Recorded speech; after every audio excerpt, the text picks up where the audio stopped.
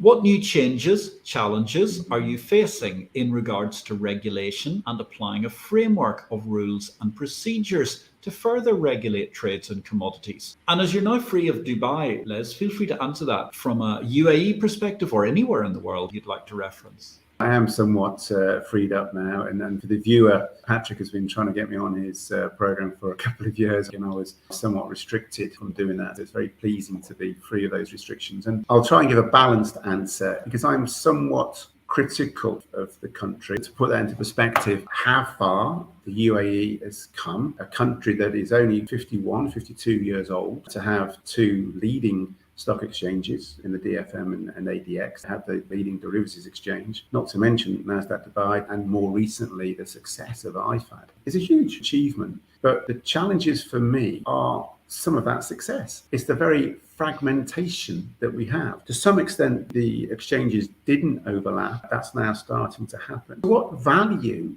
does it add in the marketplace where those exchanges actually operate 3 or 4 different clearinghouses? You've got 2 just for the equity markets within the country. Now, one argument may be, well, let them fight it out and let the best man win. The problem with that is the disadvantage of the market themselves. Why would the market splinter and fragment their very precious collateral and put it in these different pots? I think there was a real opportunity to use the clearinghouse of DGCX, the DCCC, which had tremendous international regulation. It's very much at the top tier, both in terms of CCP 12, but also regulated as a third country CCP by ESMA and recognized by Mars in Singapore, just to name 2. We could have really tapped into that. So that very pace of growth is kind of overtaken a little bit by the inability to deliver what is really required in the marketplace, which is a degree of consolidation, at least for the collateral. You could have one central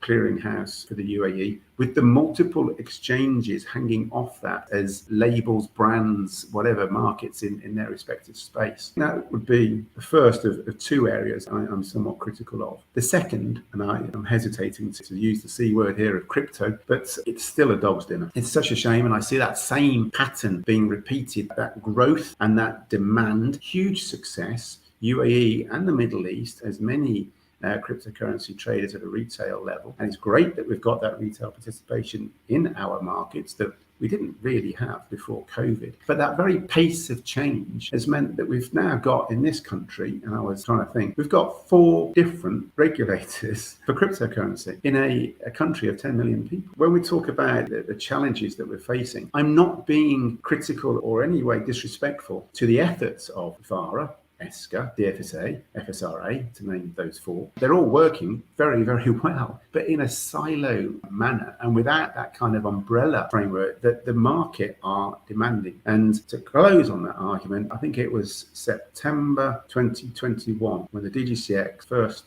wrote to the regulator looking for listing of a financially settled currency pair against the dollar and a Coinbase, I think it was, index at the time. Financially settled, so it's no physical, it's no wallet, just some months or quarters, whatever it might be down the curve. And to this day, they're still waiting for regulatory approval to list that contract. So there's a need for some coherent and joined up thinking in this area.